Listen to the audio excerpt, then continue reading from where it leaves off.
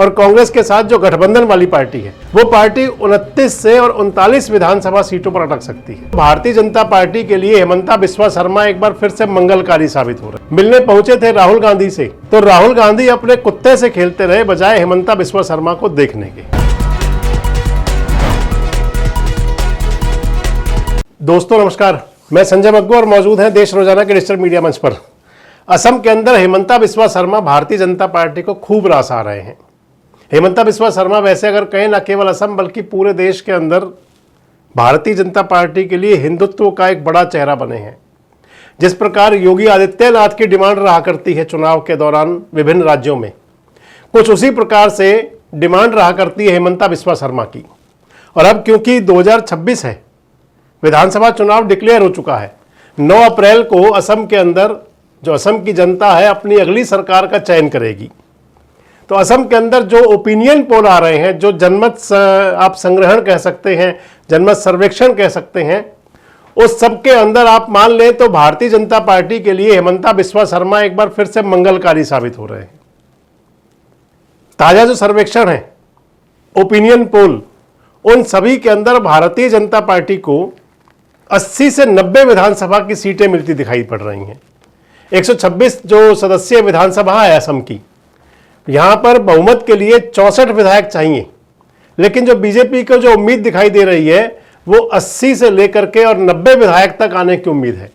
सामने दूसरी तरफ असम के अंदर जो दूसरी पार्टी है कांग्रेस पार्टी, और कांग्रेस के साथ जो गठबंधन वाली पार्टी है वो पार्टी 29 से और 39 विधानसभा सीटों पर अटक सकती है, जो ताजा सर्वे बता रहे हैं अभी तक के।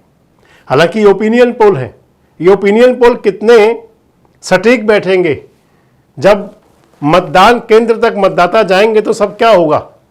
लेकिन इतना जरूर है कि ओपिनियन पोल की अगर माने तो फिर जो मैं आपको बता रहा था, हेमंता बिस्वा शर्मा मंगलकारी हैं। आपसे अगर बता दें तो हेमंता बिस्वा शर्मा आखिर मंगलकारी है कैसे, और असम की रणनीति राजनीति सारी चली क्या।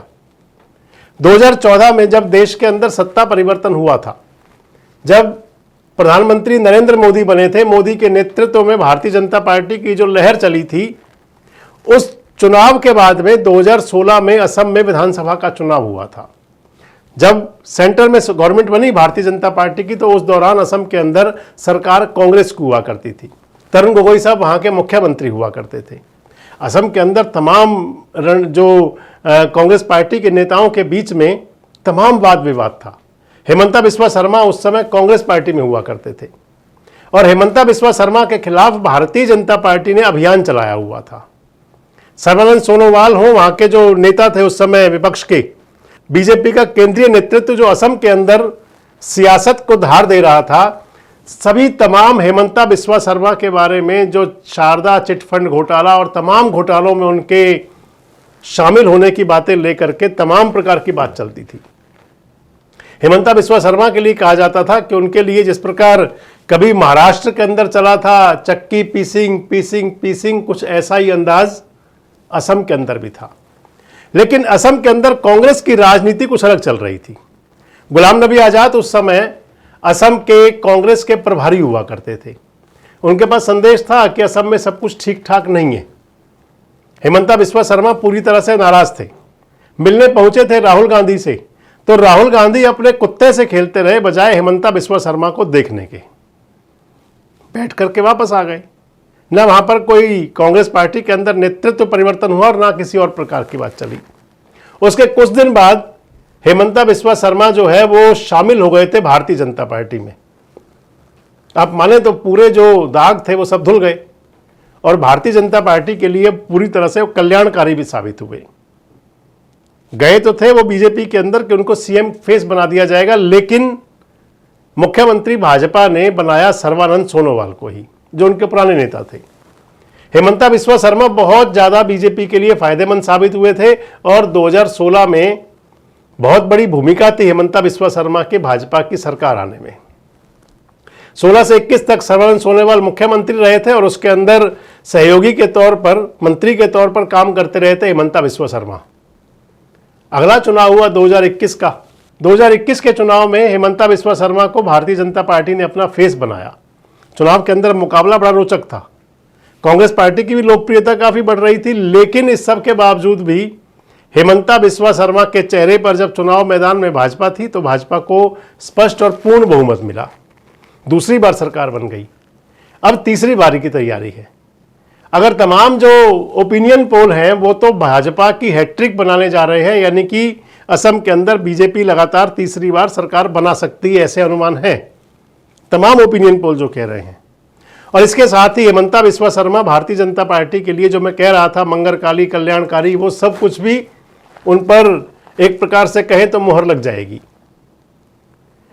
अगर असम की सियासत की बात करें तो असम एक ऐसा राज्य है कि जहां पर मुस्लिम कम्युनिटी के साथ साथ वहां पर मियाँ कम्युनिटी, यानी कि जो मुसलमानों के अंदर ही अलग से एक मियाँ संप्रदाय है, जिसके लिए माना जाता है कि वो पश्चिम बंगाल से आए हुए हैं, या उनको कहा जा सकता है कि वो बांग्लादेश से आए हुए हैं, और इसको लेकर के तमाम सियासत रहती है। असम एक ऐसा राज्य है कि जिसके अंदर यूजीसी लागू हुआ। असम एक ऐसा राज्य है कि जिसके अंदर असम के मुख्यमंत्री हेमंता बिस्वा शर्मा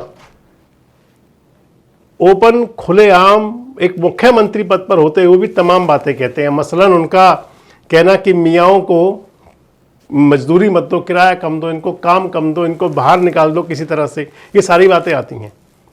लेकिन इस सब के बावजूद भी अगर हेमंता बिस्वा शर्मा के नेतृत्व में भारतीय जनता पार्टी वहां सत्ता में तीसरी बार आती है तो फिर आप इसे मान सकते हैं कि वो मंगलकारी उनके लिए हैं ही।